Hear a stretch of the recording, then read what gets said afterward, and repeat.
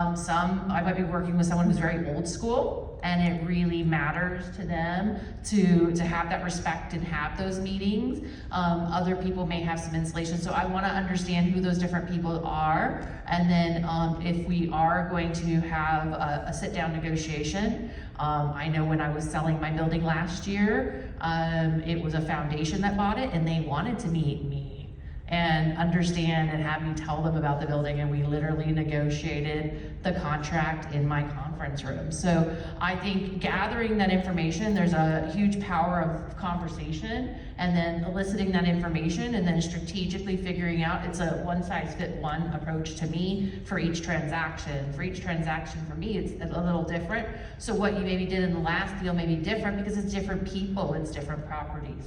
And I'll often, when I'm negotiating a construction contract, ask my president not to be present, so that in the event I do need a time, because it's not going the way I want it to, and I need to take a break, I could be like, I need to consult with Mark. So you can decide with that. But if they're bringing their decision makers, you should probably as well, because they're gonna get upset otherwise, I would imagine. Like, well, why am I talking to you if you can't make a decision? So. Moving to the next one, the next process step is really creating that discussion point.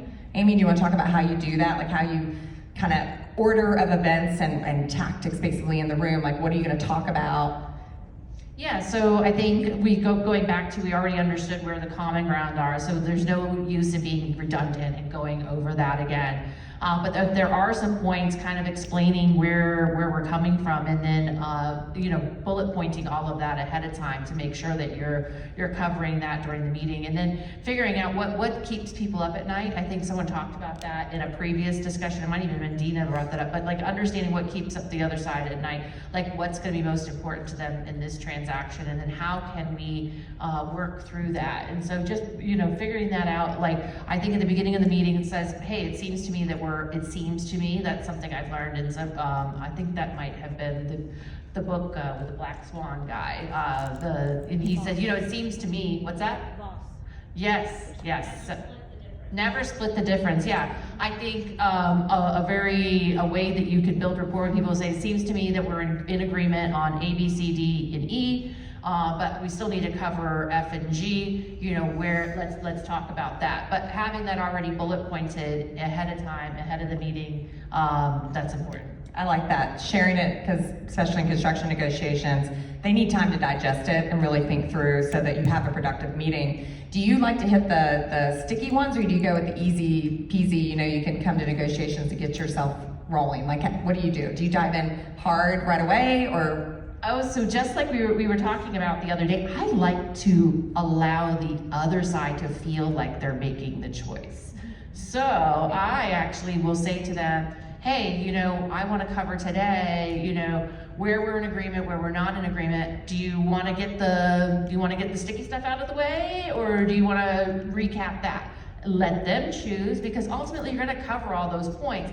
But I think the more you allow the other side to feel as if they're in control, I feel like I've been more successful in my negotiations. I like that. And I think that's what we're talking about, is we get a little bit too focused on us and what our win looks like.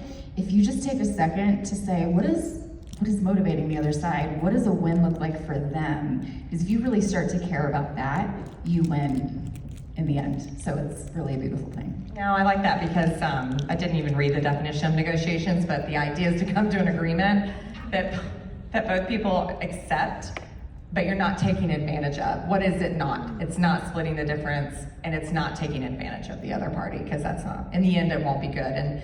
And you were talking about repeat business. I mean, you will lose credibility if you do that. So, great. And then I think the next step, after you've collected all the information, we talk about really a dry run. I'm a big proponent of that you get your team in the room, if you have legal team, whoever needs to be there to talk through what the order of events are gonna be, so that no one on your side are derailing, and you have a very comprehensive tactical plan, if that makes sense. So that's what I love to do. And then the last step really is, let's go, game time, you're in the room. And that's where, Shantimony, I would love for you to kind of kick us off with, during those moments, what are those nuances? What are some things you should think about how to say, like all of those fun points that everyone will benefit? So I think this is where the hard part comes, right? Many of you have read books and you've negotiated yourself and you've learned a lot of things along the way.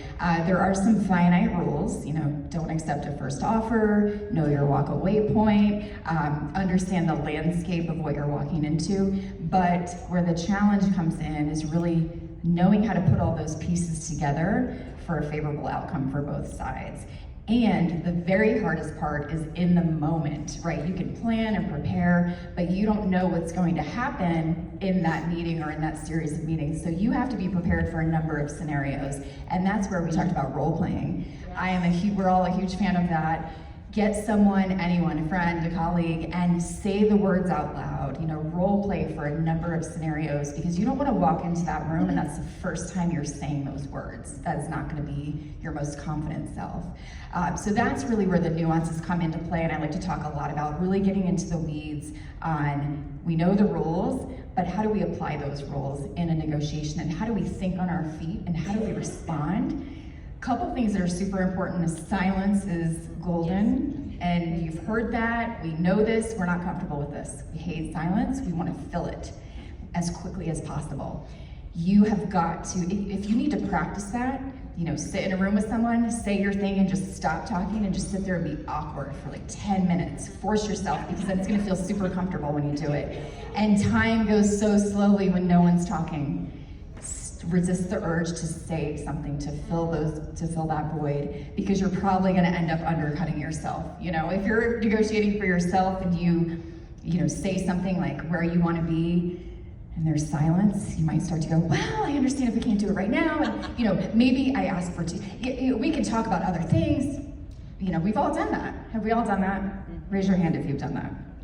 Let's just say the thing and stop talking. So practice that, because it's not natural for us. Well, and I have a real world example. Like last year, I was selling my building, and then I got one building under contract to 1031 into, and I'm like, we still have some money we can spend on this 1031. Maybe I can buy the property next door.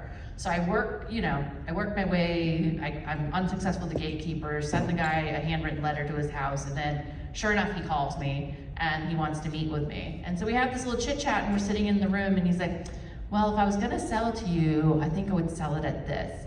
And it was a ridiculously low amount.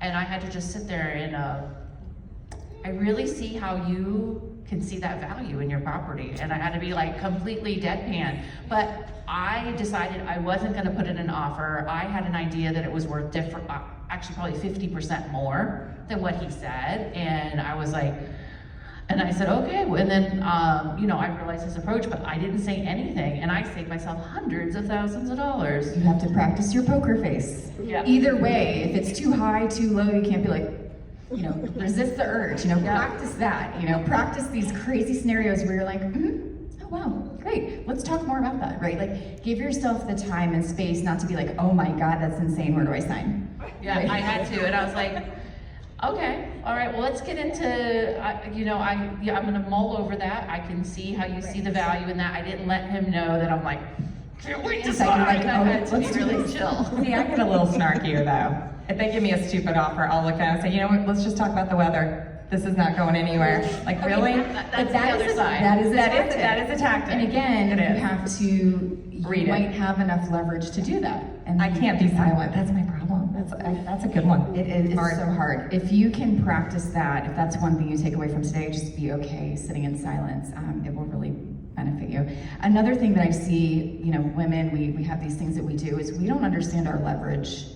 We discount, we go into so many things saying, wow, I really hope this works out because they're this big company, or I want to buy this, building, or I want to get this job, and yeah, bring in some stuff to the table, but God, how am I going to get this done? When we are probably this amazing rock star that they should be happy to have, right? So really understanding, that's where coaching, sponsoring, mentoring, all those things come to play to help you with that research.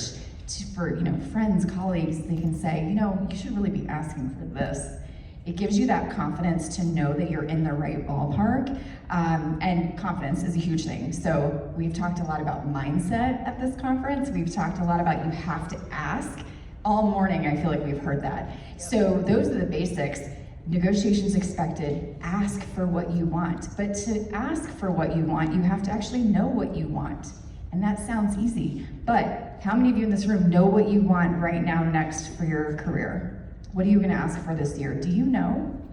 Great, I see hands. If you don't know, get out a piece of paper after this and start writing it out and envision that, because that is going to allow you to ask for what you want. And it sounds simple, but it works every time. So if you don't even know what you want going into a negotiation, go back to the drawing board and really say, this is what I want to get out of this. No, I love that statement. Thank you for sharing that, because I think we often forget it. Another nuance, though, I did want to piggyback on a bit, and I think Marissa said it in the last panel, was talking about how people might underestimate you. Because I think the first construction contract I ever negotiated, I was probably only like, 32.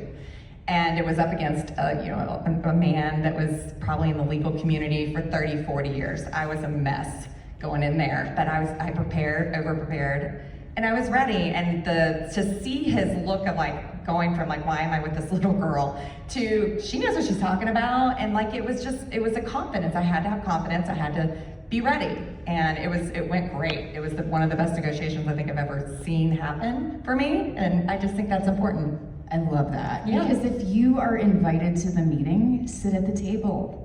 You're supposed to be there. You have to fight against all these voices in your head, as someone said this morning. Like, I'm only 32. For God's sake, 32? You have experience at 32.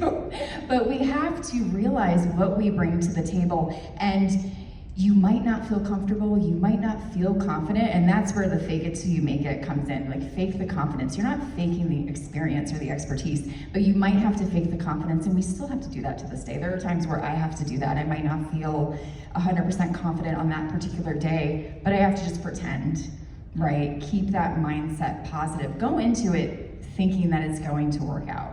It might not, but expect it to. Let's do one more nuance, and then we're going to move into the next. There's so many, and we'll move into the next section. But the one I want y'all to talk about is you're not saying no, you're saying yes if. Y'all, this is a tactic that I should say I recently learned, because I think you do it naturally. But essentially, instead of you saying no to a term, you're saying, sure, yes, we can do that if you pay me $1 million. Like, you're basically flipping it, so they have to say no. So then you're not upsetting the other party per se, if that makes sense. I think about it all the time now, honestly. Absolutely. I love it. Yeah. There's so many takes on that too. I like to say no, but make them feel like you said yes. Yeah. Right? And it's really, again, it's that emotional intelligence. It's all about reading the room and understanding what motivates them and how they're gonna react, and you being in a position of letting them have the power, which is fine, because it ultimately, if you get what you want in the end, we can give up that power for just a moment. That's great. All right, we're gonna move into tactics now. So the first subject is going to be about leasing. And so Amy, I know you have a ton of experience in this space, talking about some of those tactics. Like, what do you terms, especially as it pertains to leasing? Yeah, so I've had, when I first started my career, I did a ton of tenant rep. And so I've gotten really proficient at that, but of course now I've grown a stable of owners, and so I'm doing landlord rep from them. So depending on whose shoes I'm in, I guess I'll start more with like tenant negotiations, is really understanding what they're wanting, and then all about the tenant so I can sell them to the landlord. I think if I almost create like an irresistible offer to the landlord, like, you have to have this tenant, I am going to be way more successful in negotiations. In Orlando, we have really low vacancy rates, and so I feel like the stories that I can tell, when I send out an LOI, it's not just, here's our deal terms. I'm like, hey, I'm sending this on behalf of such and such and such. This is a couple, and they started it here, and they've had this, and I explain that. I make it, an offer that the landlord can't resist. The other thing I do is I talked a little bit, I love the whole giving up power in negotiations. I think it actually makes you more powerful. So sometimes if I get a landlord proposal when I'm representing a tenant, after I've had a conversation with the listing agent, I like to talk about, okay, what what are your owner's goals? When are they looking to dispose of the property? You know, those types of things. Because sometimes it's very important to keep the face rate. And so it'd be really inflammatory to negotiate on the face rate if you know that the owner is about to make a transition. So again, one size fits one. Like, you know, what tactics you used in the last, I think gather as much information from the listing agent. Most of the time they'll talk very freely with you about what is going to make that owner happy, and then educating your tenant on how we put together that offer. But sometimes when I get a term, we get to a sticking point. Let's go back to that. You know, I might actually give them two choices. It's like, okay, well, you know, this is the term that you guys want. We could do this or this, and then they can choose one of those two, and you're putting them in control. Depending on whether I represent the tenant or the landlord will dictate what type of terms I'm heading out there with. If I'm representing a landlord, I'm not gonna wanna give exclusivity, I'm not gonna wanna give renewal terms, all those kinds of, you know, things. And so just understanding which hat I'm wearing, what's more advantageous for each side. But I think if I'm representing the landlord too, I want to also make it so the tenant feels like they're missing out. Really painting a picture of why the tenant is going to be great in that space. And even though it's analytical, I think there is emotion still involved in, it's still people. There's people and properties. That's right. I want to underscore something you said. Storytelling is so important. Yeah. And so that's what I do for a job, really, is I tell stories and I weave narratives that feel good. So when you're negotiating, try to do that. If it's for yourself, what is your narrative? What is your brand? Which then directly equates to how much leverage you have. Or in any situation, what's the story, not just the cold hard facts? So try to remember that, because I think stories are so much more compelling. And for construction, story a little tricky, but scenarios are super helpful for them to understand why we need a particular term, or why we can't agree to that term, because if this happens, like force majeure, that's always a big topic. Like, you need to be able to really talk through, but we don't know the COVID impacts necessarily still, but it's a pandemic, and you know, so you have to be able to tell those scenarios so they understand it. And one example I have is I was representing, it's now a landlord assignment, it's a ground up development that I'm doing, but we were securing some property in a very hot market, and we ended up losing. But I said to the agent, I said, I'm still gonna send you our offer, and I'm gonna make sure, you know, you have a client-facing email that you can send to your owner. And the deal ended up falling through. And they said, we're not even gonna bring it out to market. We feel very confident with your group, and we're going to take your offer as is, because I had already talked it out with them and had come up with like a fair number. And so that feeling the confidence on your side, or even giving the other side confidence in moving forward with negotiations, all about that mindset is key. And that's great, because you were there to strike when the other deal fell through. So don't accept things at face value. I think that's another thing. You know, if someone comes to you with a proposal, that's their best case scenario. You should say, well, this is what works for me. This is what I want. That's how a negotiation gets started. So don't really believe people when they come to you and say, well, this is what I'm offering you. Everything is up for negotiation. Anything can be added to it, and that gets back to knowing what you want, knowing what you're going to ask for, because it might have been something they didn't even think about. And if you don't ask for it, they're not gonna give it to you. And a no's not always a no, like we just talked No, about. and So, no- and you think Barbara Corcoran got onto Shark Tank because after they said no to her, she sent them a letter. And they're like, we gotta have this person. That's so right. Don't accept And it. no is not the end of a conversation. Bam, all right. 100 no's, right? I love that earlier.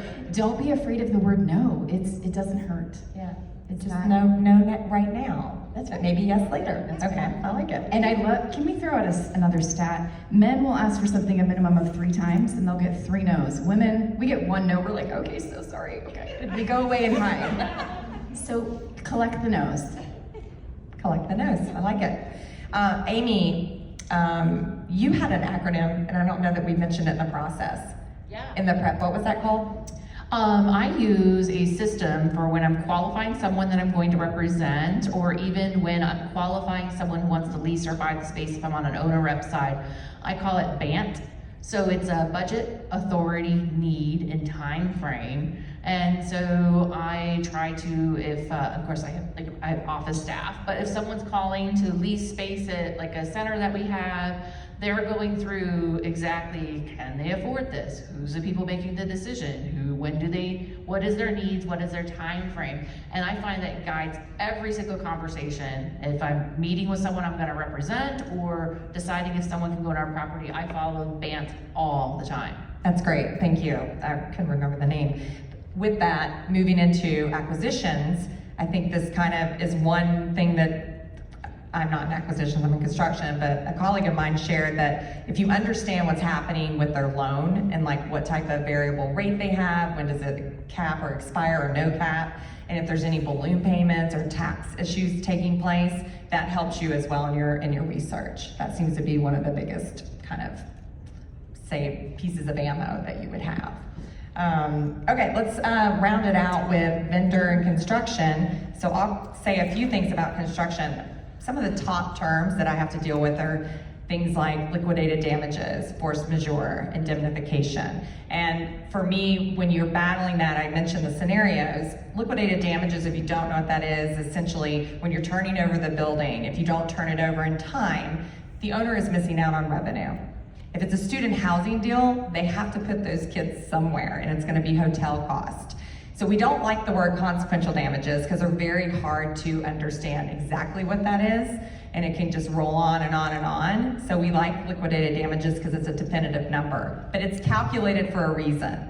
And so you, on your side as construction, should be calculating that to the best of your knowledge. So when the owner comes to you and says, oh, it's gonna be $100,000 a day, and you're like, yeah, why? When I did the math and it's only $2,500 a day, can you help me understand it? And then that helps with your position. And then you get to something that I believe is equitable. Because if we're late and we're costing them money, then we should pay.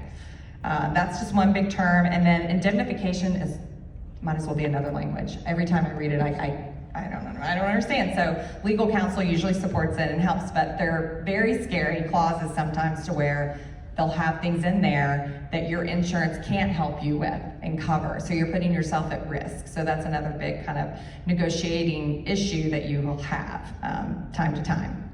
And then qualifications and assumptions. During a negotiation, do not overlook those. That's where the GC, I shouldn't be sharing all these secrets, but that's where we put all the little fun stuff, so things we've excluded or we've maybe substituted, and you want to make sure as an owner when you're negotiating that you're reading that so that you can either push back and say, no, your price better include that, I'm not accepting it. So it's just being prepared. And then you want to talk about, I know you deal with a lot of vendors. Yeah, definitely. I know a lot of you in the room do as well, but I think something you said, I love the phrase, help me understand. Or if if you're not comfortable, playing hardball and going at them and saying, this is ridiculous, you can ask a question. Help me understand this. Why is this in here? Again, you're giving them an opportunity to explain, and maybe they're like, you know what, we don't care about that, we can take it out. So many great things happen when you dig in and ask questions, especially when it comes to contracts. So when it comes to vendor contracts, again, these things are all related. The basic principles of negotiation stand. You get a proposal from a couple of vendors, you're comparing them. That's a first offer. They expect you to come back, ask questions, say, no, I don't like this, I don't like that. And again, it depends on your relationship. Do you want this to be, even if this doesn't work out, do you want this to be a long-term relationship? You're gonna handle that a little differently. I just went through a process where I had 2 vendors that were competing, and one was like double the price of the other one. And I actually liked them more. I thought they had a great product and really wanted to go with them. And I said, I gotta be honest, that is not in my budget. I did not budget that much. This is going to be an issue for me. I'm not saying we can't do it, but as soon as I got their pricing, I said, this is gonna be an issue. Can you help me sell this through? Can you tell me why you're charging double what your competitor is? And of course they were happy to. They knew that I really wanted to work with them. And I was like, I get it, I see your value. I need your help to really quantify this so that, as we were talking about earlier, what are the cost savings that we're gonna get because of this? And so really it all evens out, and at the end of the day, their price, even though it's double, is actually more in line with the competitor. And that's the part where you have to kind of look at it as a narrative, like, let me actually dissect this and make this make sense. And during a subcontractor, negotiation, a lot of times too, is understanding what is kind of no cost to them that they can either throw out, or is there something in that proposal, that scope, that you don't really need? And so let's get it out, let's get the price where it needs to be. But for example, we will often, coming across the finish line with a sub-agreement, we'll say to them, like, listen, we need you to supply then some labor. And if that subcontractor has people on the bench, as we call it, where they're waiting to start a job, they're not getting reimbursed anyways, it's very low value to that sub to put extra manpower for us. So you just have to know all of those concessions, all of those like ins and outs, so that we will come to an agreement, because that's what you want everyone to be happy, if you can. And what's most important to both sides, and go in with some things that you can give up easily. Right. Ideally, both sides want to have those things that they can just give. So it seems like you're compromising, but you don't really care about those things anyway. So we have 9 minutes left. Really? Yeah. I feel like we have an hour. I want to just keep talking. Okay, I know, we know. Okay, so we, for the next 4 minutes, I want to talk about, I want you to start kicking it off about negotiating for yourself, and then we'll spend the last 5 minutes, if anyone has a question or a comment, we'd love to hear from you. Absolutely. And I was doing some crowdsourcing earlier today, and thank you so much for the feedback that you all gave me. You know, as we were putting this panel together, and anytime someone says, would you like to speak about negotiation? I'm like, yes. When? So we've been talked a lot about in a professional setting, but as we were prepping, I said we can't not talk about negotiating for ourselves. And I got a lot of great feedback from you all this morning that you're like, yeah, I really need, it's been a while, it's been a minute since I negotiated for myself, and I was talking to a woman, she's like, how do I start that conversation? So I was giving her some language, she's like, this is great, this is amazing, I'm gonna go back and do it. So we can't not talk about that, because what are we doing if we don't talk about that? We're negotiating for our companies, we're negotiating deals, we're negotiating big contracts. We're doing it because we want to grow personally and professionally. Women, it's okay to want to be wealthy, to want to build wealth, and in this room, I know a lot of us are working toward that. So that's okay. We need to embrace that. That's what we're doing this for, and that's what negotiation, leads to. There was a point where all of the dots connected for me in my coaching, where I was like, oh, I coach people on personal brand and negotiation and wealth building, and guess what? They're all connected. And it's the same thing for a company. Your company's brand, your ability to negotiate and understand leverage, and to build your company's brand. Those things are all related. So, well, what are some of those phrases? You just said you were giving one with the share. Well, first of all, if it's been a minute, you can just say, hey, it's been a minute since we talked about me. No one wants to talk about themselves. Ideally, as managers, and I try to do this, I try to offer the space regularly where they can come and talk to me about them. Like, what about you, your career path? But if your manager doesn't do that, you're gonna have to go do it and say, it's been a minute, can we talk about my career path? I'm invested in this company. I really wanna be here for the long term, but I would love for you to help me envision my path so that I know what I'm working toward. Right? It's super easy, not scary to say that. You're not demanding anything. So that's a good starting point. Can we have lunch? Can we have coffee? Can we talk about this? Because I'm really invested in this company. Sometimes, and I've been in this place, where you're like, it's been a little too long, and I'm like taking the recruiter's calls, And you don't want to say that. You don't want to be like, I'm gonna leave if you don't give me this, right? So a way you can say that is, I worry that my ambition is gonna get the best of me. I love that. You can take that and use it, right? I want to be It's not here. trademarked. They can have it. Thank you. You can have it. You can take it. And it has worked. So try that. I love that. No, thank you. I love both of those. I didn't even know those. Amy, do you have anything you'd like to throw in there about kind of just negotiating for yourself and positioning? Yeah, so each year I put together some goals for myself, and so in the middle I write my name, and then I have these bubbles going out, and I think about what are my professional goals, what are my spiritual goals, what are my other goals, and I've been doing this regularly for the last 7 years, and it's always so wonderful too to look back at it.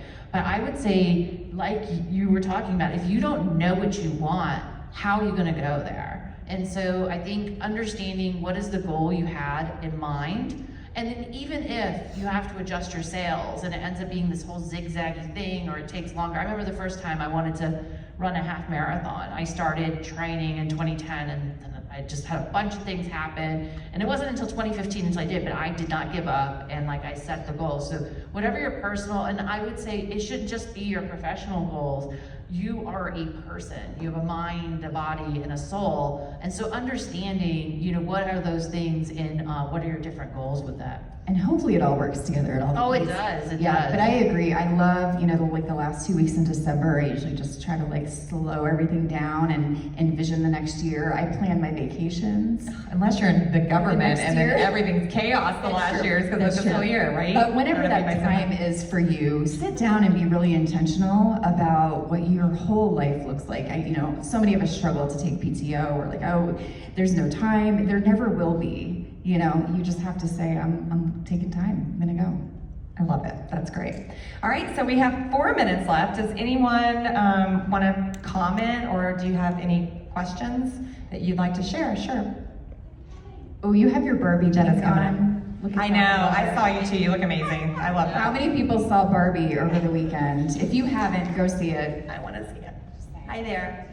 Could you expand a little bit on the role that relationship building plays in negotiations? I know, you know, for myself, often when you're at the table, let's say, you know, you monitor or you observe some of your male counterparts, that they can dive right in. Sometimes I feel like I am perceived as overly aggressive for my style if I do that, so I have to step back, and it's almost like dating, right? The art of the deal, where you're kind of dating and you're building that relationship. And as women, the negotiation piece of it, I mean, you guys made some great points, but the importance of establishing that relationship and how you do that as you're negotiating in your style. Yeah, no, and it's a very important piece of it. And we say take the emotion out of it, but technically speaking, let's face it, some of these negotiations are emotional. So you got to recognize that. And so for me, when I'm getting ready to, you know, and usually I've been meeting with them for other operations reasons before I go to the table with negotiations. But I am being very forward of like, hey, so where do you live? Where'd you grow up? Like, you really truly just getting to know them like you would have walked up to someone at this conference. And then they start to understand a little bit more about you and your background. And you know, you can thread in some work questions to just understand where their head's at. So that when you get in across the table from someone, it's not a stranger, and you're not now really competing, you're more like collaborating. So I think that's kind of, and it's critical. I think, you know, Amy, both of you were talking about how important that is. Well, I'll let you go first. Well, I'll say it. So when I'm with showing space, I like to let the other people, when I'm showing space, let's say it's a landlord representative, I'll ask them, hey, you know, I use the Ford method usually when having conversations with people. So F stands for family, O stands for occupation, R stands for recreation, D stands for dreams. And so talking to people, you know, how's your family? Did you have a great win recently? Tell me how your deals are going, you know, and then I actually make notes. I use my CRM to keep track of every detail that I know about the other brokers, and so I can ask them, like, how's your son Rory doing? And it might not work for this deal, but if you're in this for the long term, all this intelligence and all this relationship building will come to roost. It's those connections that you're making, and that's so smart. And you bring up, you know, an important point to talk about, which is negotiations often happen well before you're sitting at that table. They get started sometimes years ahead of that. Yeah. And it comes down to relationships. It comes down to building your brand.